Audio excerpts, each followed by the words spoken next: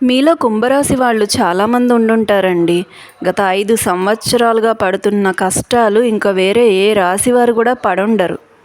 ఆర్థికంగా, కుటుంబ పరంగా, సామాజికంగా ఇలా ఎన్నో కష్ట నష్టాలు చవిచూసుంటారు. కానీ నేను కొన్ని థంబ్‌నెయిల్స్ చూస్తున్నానండి. ఇంకొక వారం నుంచి రాబోతుంది, లేదా అదృష్టం తలుపు తట్టబోతుంది. ఆశ పెట్టడం, ఆశ పడడం తప్ప ఏలినాటి శని 7.5 సంవత్సరాలండి. 5 సంవత్సరాలు సంపూర్తయింది. ఇంకా 2.5 సంవత్సరాలు ఉంది కుంభరాశి వారికి. కనీసం ఇంకొక 2 సంవత్సరాల పాటు ఆర్థికంగా ఇబ్బందులు పడాల్సిన పరిస్థితులైతే ఉన్నాయండి. కానీ ఇప్పుడున్న ఈ 2.5 సంవత్సరాల టైంలో మనం ఇన్వెస్ట్మెంట్ ప్లానింగ్ చేసుకోవచ్చు.